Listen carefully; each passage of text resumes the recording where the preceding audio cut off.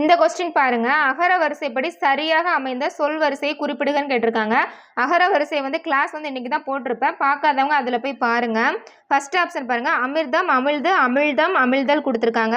So வந்து அமி அமி இருக்கனால அதை கேன்சல் பண்ணிட்டு அடுத்து பாருங்க ரா வரிசை லா வரிசை கொடுத்துருக்காங்க. ஃபர்ஸ்ட் பாருங்க ரா வரிசை ஃபர்ஸ்ட், லா வரிசை ரெண்டாவது இருக்கு. அப்போ இது வந்து கரெக்ட் தான். இதுதான் வந்து கரெக்ட் ஆன்சர். அடுத்து பாருங்க ஈரம், ஈரல், ஈருயிர், ஈகை. சரிங்களா? அப்போ ஈ வந்து எல்லாம் கேன்சல் பண்ணிட்டு அடுத்து ரா, அதுக்கப்புறம் இங்கே கை. சரிங்களா? இங்கே கா வரிசை, இங்கே ரா வரிசை இருக்கு.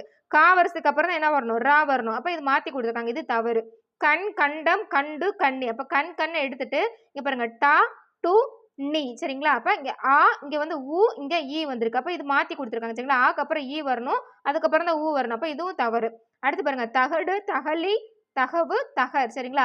அப்போ தக தக அப்படின்னு அடிச்சிட்டிங்க அப்படின்னா இங்கே டூ ஊ வந்திருக்கு, இங்கே லீ ஈ வந்திருக்கு, இங்கே ஊ வந்திருக்கு, இங்கே என்ன இருக்கு?